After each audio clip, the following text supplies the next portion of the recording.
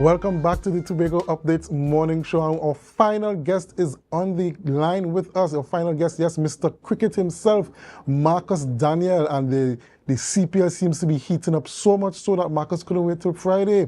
Good morning and welcome, Marcus. Hey, good morning, Akinlabi, and of course, good morning to viewers of Tobago Updates. Yes, indeed. It's the back end of the CPL and all the excitement. We are now down to the final 5 games in the group stages before we get into the playoffs. But the games have been so exciting that we are still yet to get the top 4 teams for the playoffs. 2 teams have already been confirmed. Obviously, the Tobago Knight Riders, who I am supporting strongly, and the St. Lucia Kings, the defending champions. Those 2 teams are currently on 12 points, and they are the only teams that would have confirmed their spots for this weekend's, in fact, next weekend's playoffs. So much to play for with the remaining 4 teams. And as I mentioned earlier, 5 games again in the group stages. That's going to be completed this weekend. And then we get into the playoffs, the interesting stages, where the big boy is going to be contesting. So, Marcus, I'm hearing some news about the Knight Riders losing 2 games in a row or some kind of thing like that. What's going on there? I know, having played 5 games in a tight schedule, I think over 8 days in Trinidad, they would have won 4 out of those 5 games, and then they'd have gone on to lose 2 in a row.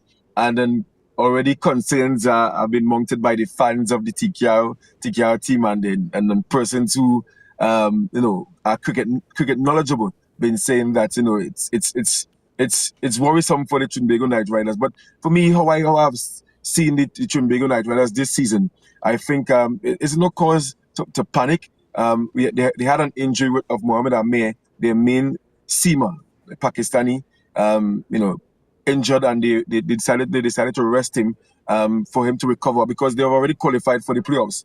So with him not in the team, with the wickets been lacking in the power play, and we've been struggling. Also the cause for those 2 defeats in a row would have been the form of the 2 opening batters in Monroe and Alex Hales. They have been exceptional this season, but in the last 2 or 3 games they didn't fire, and it meant that the middle order, who would not have had a number of matches under their belts or knocks under their belts, they would have been asked to come forward and put some scores on the board. In the last game against our rivals, the Guyana Amazon Warriors, I felt that with a score of 167 in Guyana, it should have been defended. And I'm sure persons who have been following me on social media would have seen my comments on who would have been the culprit in that defeat. When you have a bowler going for 45 runs in 3 overs, that's cause for concern, and that would have been Andre Russell. Some would have said that he had an off day, but I'm not someone who would have been confident in his bowling. I think he's not consistent in terms of the lengths and lines he has. He has to bowl, especially in Guyana. We saw the last game that would have been played, St. Kitts and Nevis Patriots defeating the Guyana Amazon Warriors, defending 149. We saw where the bowlers stuck to good lengths, good lines, and change of pace and all these different things. And I hope that with that defeat, the last defeat the Tobago Knight Riders experienced against Ghana Amazon Warriors, they would have looked at St. Kitts and Nevis Patriots and the lines and lengths they would have bowled going forward, because our remaining matches, one against Barbados in Barbados, and then the other games will be in Guyana. And in Guyana, you need to just use the pitch. The pitch is very low in bunks, and it will assist the spinners greatly. And I'm really hoping that the form of Monroe and Alex Hales can return in the playoffs, the business end of the tournament, and there's no room for mistakes in the playoffs. So, Marcus, we know where St. Lucia Kings stand. We know where the Tobago Knight Riders stand. They've both qualified for the playoffs. Just give us a little insight into the other teams in the tournament. There are 4 other teams in the tournament. What are they looking like? Who do you think are most likely to qualify for the knockout rounds? Right. So I have predicted that it's going to be the St. Lucia Kings, Tobago Knight Riders, Ghana Amazon Warriors, and the Antigua Barbuda Falcons. How the playoff goes, right? The top 2 teams, they're going to play in a qualifier. The winner goes to the final, and then third and fourth will play in an eliminator, and then the winner will play against the loser of the first and second game. And how I've predicted it, I've predicted that the Tobago Knight Riders they will play against Guyana Amazon Warriors. Now, I've given Guyana Amazon Warriors the edge given their history and their track record in Guyana.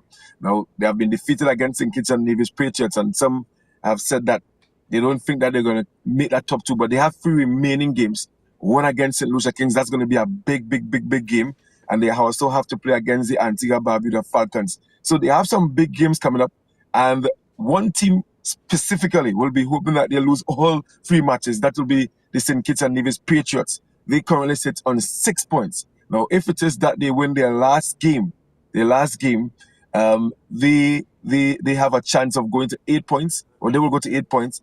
And should Guyana Amazon Warriors lose all the remaining games, they will end on 8 points as well, and then it will come down to net win rate between Patriots and the Amazon Warriors. The team at the bottom of the table, that's the Royals, they currently have 3 points, but they have 3 outstanding matches, so they can move to 12 points with 3 wins, but they have to play against the Tobago Knight Riders and, of course, some other top teams in their remaining matches. So, as I said, how I have predicted it, I predicted based on history. The Tobago Knight Riders, they're going to finish on 14 points. They're going to beat Barbados Royals in their last game, finish on 14 points. The St. Lucia Kings, they're going to lose to Antigua, to the Guyana Amazon Royals in their last match, and they're going to finish on 12 points. And I see the Guyana Amazon Warriors winning their remaining 3 matches and finishing on 14 points with TKR, and they're going to play that qualifier. And then Antigua Barbuda Falcons, they have that match tomorrow against the Guyana Amazon Warriors. They are 9 points. I see them qualifying as well in 3rd position. And then it's going to come down to the Royals. It's going to come down to the Royals winning at least 2 of their last games, their last 3 games to get into that final spot. But all to play for. So you're going to be St. Lucia Kings versus the Falcons in the eliminator, and Guyana Amazon Warriors versus TKR. That's why I see going. So very quickly, just give us a update on our boy Joshua James and how he's going. You know, this is a long conversation, Akinlabi, because the conversation is out there in terms of how these breakout league players, how these emerging players are being selected by the franchises. And the conversation will always surround, this is franchise cricket. It's a money-making venture, and the franchises and their owners, they select players based on international experience. They select players who can sell tickets, and they don't think that the breakout league players or the emerging players are big enough to sell tickets. What the West Indies Cricket Board and the CPL would have negotiated is that each franchise, they must play a breakout league player or an emerging player in every playing 11. But the teams are just playing them there because that's a requirement, and they're not giving them overs or giving them the opportunity to bat. And I can't sit here and say, well, they are treating the players unfairly, when it is, I know that it is a franchise competition. Joshua would have been drafted or retained by the Antigua Barbuda Falcons, and for 9 matches they have not played him. And the reason for not playing him, the other breakout league player or the other emerging player in Karima Gore, he has been scoring consistently. So they're not gonna drop him and give Joshua a bye when it is that they have met the requirement of playing that breakout league player or the emerging player. It's unfortunate that Joshua has found himself in that situation. He's no longer an emerging player because he doesn't has the age requirement, so he's now like a professional player. So I'm hoping that next year, hoping Tobago Knight Riders can give him that draft and at least allow him to realize his true potential. And I'm hoping that in their last game that they're going to give him an opportunity to play, which is against the Guyana Amazon Warriors, which most likely may not happen. But that's the situation when it comes to the franchise league. Akinlabi, these breakout league players, they're not going to get the opportunity to play. If they do get the opportunity, it is they have to put their foot down and get runs and get wickets to maintain their spot in the team. And it's unfair for Joshua in a team like the Antigua Barbuda Falcons when Odin Smith not getting a good season. He's still being played. And then you have Shamar Springer, who's also a breakout league player, getting the opportunity over Joshua James. He's in a team that's very difficult to get in because of the other players who are breakout league players in that team. All right, Marcus, we want to thank you very much for giving us those cricket updates, and hopefully Friday we could have some conversations about football and the Soccer Warriors World Cup qualifiers. I think today is their second qualifying game against Jamaica, and we wish them the best of luck in that, and we could have a conversation on the last 2 games on Friday.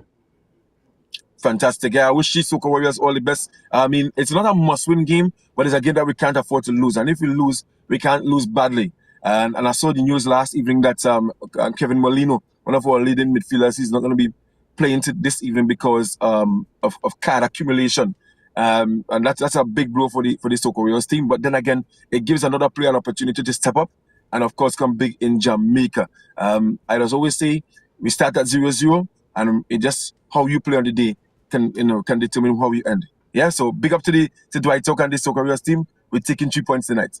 All right, thank you very much, Marcus Daniel there, and we hope all the best for the Tobago Night Riders and the Soca Warriors as well.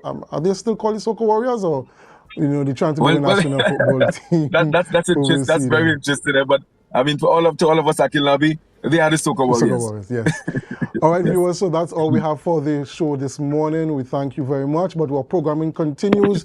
We go on to GMT. GMT is up next, so stick with us. Do us a favor. Share the live, share the live, share the live. GMT is up next.